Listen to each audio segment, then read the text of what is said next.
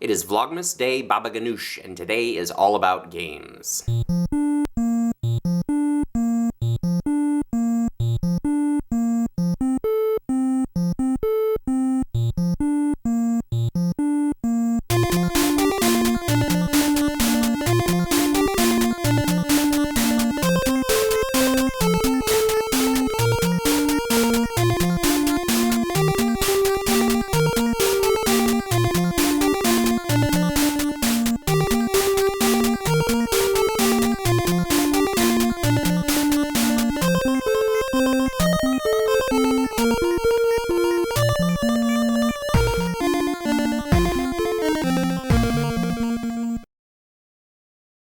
I realize that in all of this daily life stuff talking about myself, I've yet to talk to you about tabletop gaming, which is like my favorite thing in the world, so I'm going to talk to you about some of that today. I'm going to take you on a little tour of my gaming shelves, show you a little bit about what I have, and then I'm going to talk to you about different genres of games and why different kinds of games are awesome and why you should play them. So, let's start with the tour. So, in here, we've got a couple classic strategy games, Settlers of Catan and Dominion, a few different sets of Dominion, as well as a newer game that we like to play called Evolution, which has, it sort of simulates natural selection.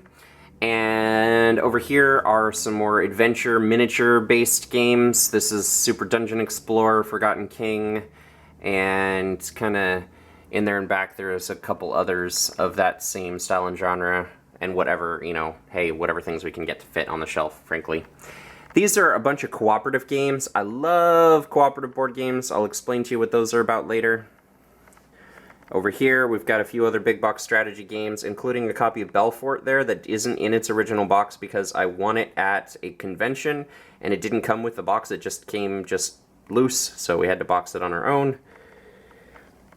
Down over here, we've got a random other mix of smaller games, word-based games and stuff a lot over here, except Splendor and Pseudo, you know, whatever. Not perfect organization.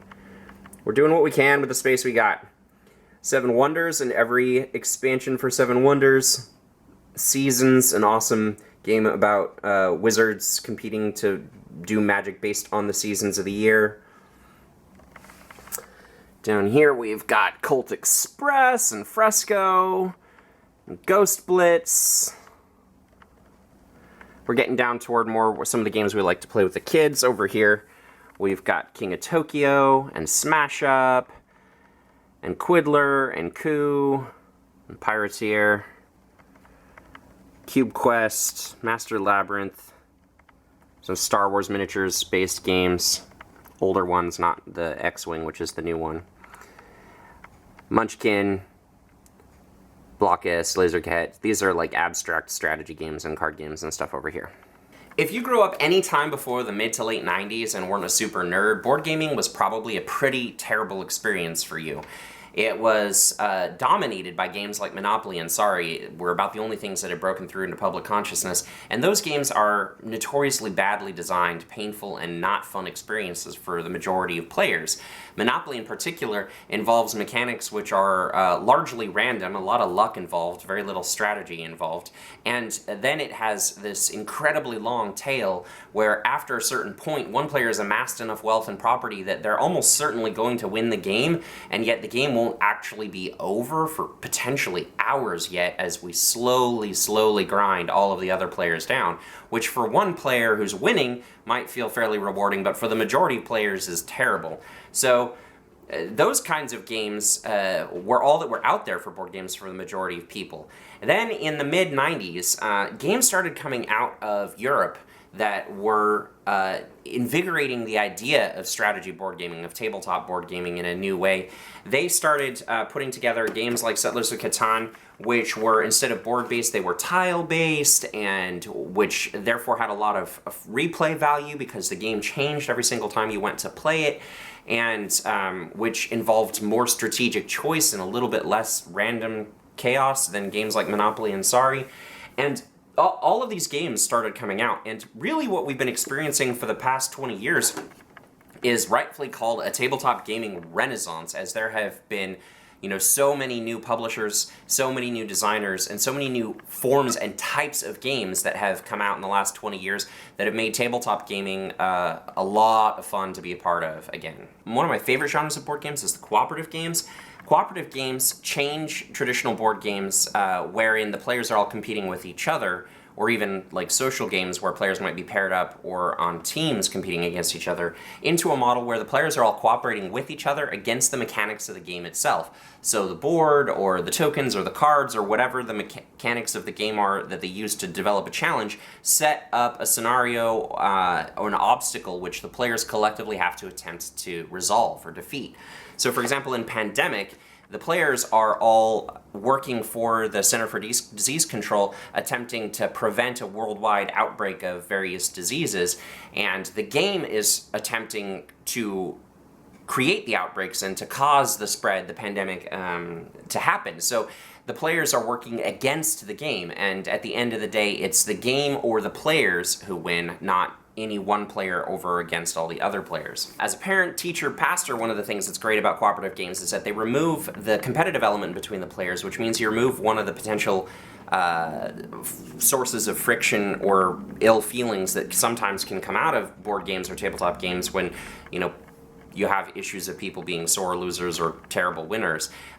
Since you all win or all lose together, you're incentivized to cooperate and to work well together, and that tends to generate a lot of great feelings between people, even if you have people in your group who aren't the most mature players in the group. The most satisfying play experience out of a cooperative game comes from games like Samurai Spirit or Ghost Stories, both designed by Antoine Bauza, wherein the challenge of the game is extremely, extremely high, and so working together is absolutely imperative. You cannot win this game by yourself or succeed if the players aren't carefully strategizing and working together in order to be able to beat the game. I tend to think the most satisfying experience in a cooperative game is when the difficulty level is set so high that you're likely to lose 60 or 70 or even 75% of the time, because that means that when you do win, the reward for doing so is that much higher, but also that really satisfying feeling of having accomplished effective teamwork, it really comes through, which is what makes cooperative games different from other kinds of games. There are a lot of different types of strategy games out there, from like tile placement games to like territory control games, all kinds of different types of games out there.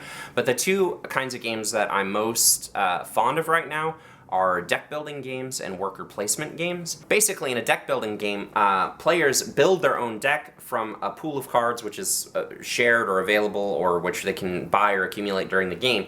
And so whatever cards they choose to accumulate will change how their deck functions. They'll draw those cards more often and into their hand, which they can then play against the other players or to accomplish whatever objective is in the game. Examples of deck building games are games like Dominion, or actually some of my favorite are a couple games I don't own. Legendary, which is a Marvel superheroes themed deck building game. It's an excellent game, as is the game Paperback, which is a word game, which is a deck building game. So you're accumulating different combinations of letters in order to be able to spell out more complex words. It's a really cool little deck builder.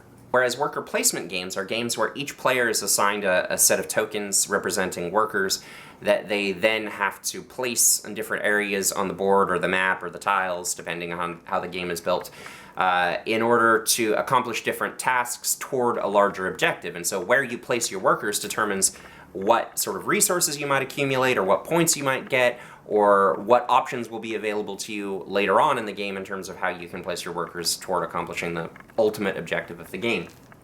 Good examples of worker placement games are like Belfort here, where everyone is competing to get contracts to build buildings in the city. So you're sending your workers out to accumulate resources for building buildings like stone and wood, and also to get hired to do the contracts to build different buildings like an inn or a bank or a guild hall or something like that. Or Zilkin, where each of you is running a Mayan city and you're attempting to accumulate enough resources, enough corn, enough wood, enough worshippers in your temple, and all those sorts of things in order to have built the most successful and grandiose Mayan city in the sort of spread of Mayan Empire. In the case of both deck building and worker placement games, I think the primary fun is that there's a lot of different paths to victory. So it's about each time you play it, choosing a different combination of cards or different order of actions for your workers, or different method of trying to get to your end goal to see what the different possible results are, also to see how different strategies line up against strategies that other players pick that you're playing against. But those are the kinds of games that you sit down and they take an hour or even 2 hours to play and are fairly high investment and a fairly steep learning curve for players who are new to gaming. There are also lots and lots of games out there that are quick and the rules are very simple and they're very social and they're much more inviting perhaps to players who aren't accustomed to sitting down and having to spend half an hour learning a game before you can play it. There are games out there like Coup, which is a social bluffing game where you are attempting to guess whether or not the players around you are accurately representing the cards that are in front of them and the way that they're behaving in the game. You're all sort of members of an intrigue-filled court, stabbing each other in the back and lying to each other and trying to outmaneuver one another toward power. But Coup is one of a whole bunch in the genre right now of like social bluffing themed games. We also have Werewolf, where you're a bunch of villagers, and this one can play a huge crowd. You can play with a whole bunch of people.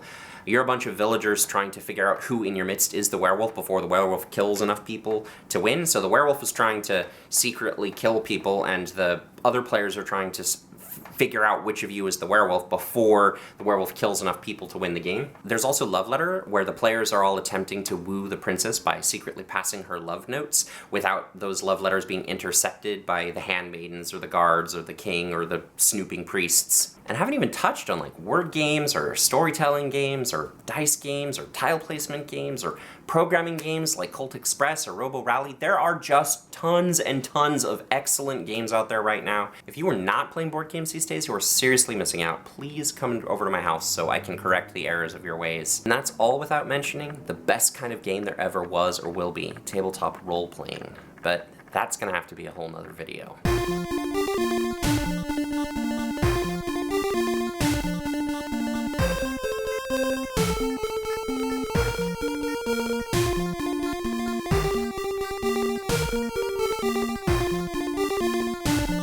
Best kind of game there ever was or will be, table role playing. Role playing is a table. Do you want to role play a table? Do you want to be a table in your game? Just pretend to be, just sit there. Let stuff be on you, on top of you, or under you, if it crawls under you. You can't do anything about it, you're a table.